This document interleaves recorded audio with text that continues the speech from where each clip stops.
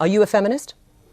No, not as it's currently defined, certainly not. No, well, in any other definition? Well, I think that anybody who doesn't think that the competitive landscape should be opened up for equality of opportunity is not thinking. And so everyone's interests are better served if people have as equal access to opportunity to display their talents and to manifest their talents in the world as possible. So in that sense, certainly. But feminism now, and this is why it's so deeply unpopular, a very small minority of women in the UK identify as feminists. And the reason for that is it's primarily become an ideological weapon. And it's an ideology that I detest, actually, the ideology that it's associated with, collectivist ideology. Right. I mean, okay, and that's your view about feminism. You would like men to regain or reclaim their strength physically, mentally and morally. Is that broadly correct?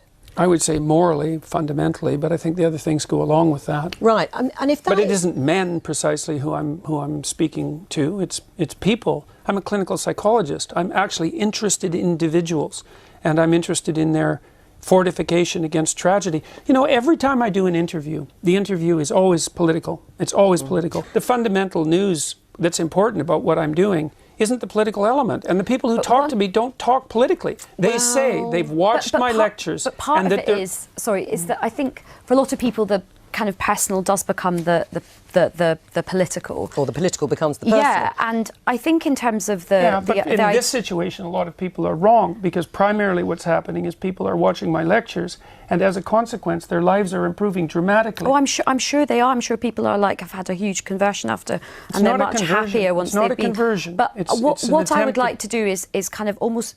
I think at the moment the discussion about feminism is very divisive, and sometimes it can sort of be like, okay, men have to lose and women have to gain. Actually, everybody has a lot to gain by greater equality. Now, whether you get the equality of outcome that you want, I think only time will tell. But certainly, equality of opportunity is very important. And actually, we can agree on that. And a lot of men would benefit from that. So I think a lot of men are having a lot of crises at the moment in terms of mental health, suicide issues, their own sense of identity, because I think some of the stereotypes put on men are quite limiting for them as well. I think they make men quite unhappy as well. The devil's in the details with regards to equality, because I'm an advocate of equality of opportunity. But and I think outcomes. the idea outcomes, that's an appalling doctrine. Why? All right. Well, because you have to produce an unbelievably potent bureaucracy to make the ever greater and ever finer distinctions that are necessary to enforce equality of outcome. How many group differences are you going to equalize across? Is it just gender and sex? How many genders? No, so gender and ethnicity? How many genders? I think how many ethnicities? How many races? We'll let Ayesha answer. I think what people are trying to do with this, and certainly as somebody who has sought to sort of do this myself, I think you set yourself ambitions for what you would like to see, and then you try and remove as many of the structural barriers and obstacles. So you try and create that fair crack of the whip and that equality of opportunity to see where you get to with the outcomes. That's now, fine. We are in very early stages. It's only 100 years since women got the vote in this country. We have had a long established patriarchal society and set up for a long time in the world, in this country. So I think we have a long way to go to see where it plays out. There is no country in the world where we really do have gender equality properly yet in terms of real decision making and real some of the power. Scandinavian countries maybe, but they're still not quite there, and I think you've spoken a lot about this. There's still a way to go in Scandinavia. Things are not perfect in Scandinavia. I haven't spoken about that specifically. I've spoken about. You spoke about the right stuff yesterday. You talked about the Scandinavian. Well, I've spoken about the fact that, see, one of the things that's happened in the analysis of the differences between men and women is that the social constructionist claim is that the differences are socially constructed, right? Is that it's a consequence of environment that men and women differ. But what the scientific literature indicates is that as cultures become more egalitarian, like they have in Scandinavia, the differences between men and women actually increase rather than decreasing, which is a direct repost to the social constructionist view. So they just deny all that. The biggest differences in the world in interest and temperament are between Scandinavian men and women. It's exactly the opposite of what everyone predicted. Can I just pick up on one thing you said a little earlier in the interview, which you said it's the moral guidance that you are focused on. You think that is particularly important.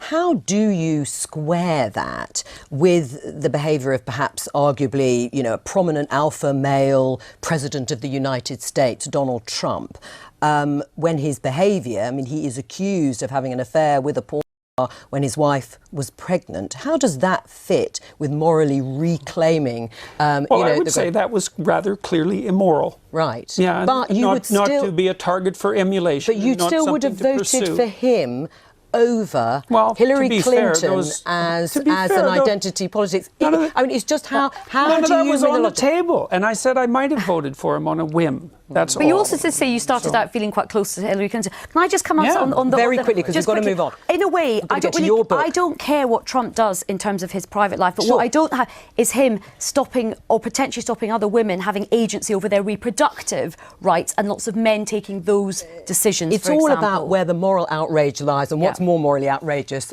in people's eyes. Is it his behaviour or the identity politics for you on the... Anyway, do you think, though, because of the heat that has been generated, that your views have been misrepresented at times?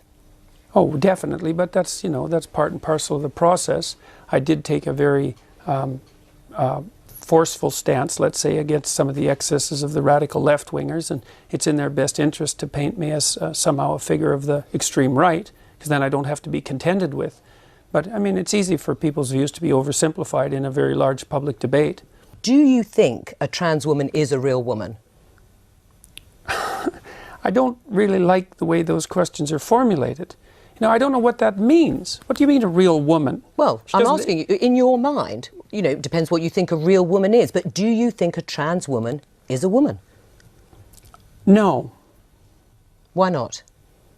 Because I think that women are capable, generally speaking, of having babies, and they have female genitalia, and they have an XX chromosome, and I think the biological markers are relevant. It doesn't necessarily mean that I don't think that people should be treated with respect and dignity if they happen not to fit easily into a gender category. That's a different issue. Right. But it's a matter of definition, and I actually think it's a foolish argument in some sense, because what do you mean by real? Well, I mean, you've just clarified that, though. You don't think that a trans woman is a woman. And do you think that that is what is behind or explains your opposition to this idea of a law mandating you to use a preferred pronoun, is because you don't actually believe that that's the truth, that a trans woman is a woman, and therefore you can't use that pronoun? No, that's not my argument at all. Really? Yeah, really. My argument is that the government shouldn't compel voluntary speech. No, but I know what your argument is, and no, you've but made that's it very really clearly. It. No, but that's exactly it. There's but the motivation behind no motivation behind it. But you don't believe I wouldn't have put everything on my online in my life to take the stance I did unless I had thought that through very deeply. And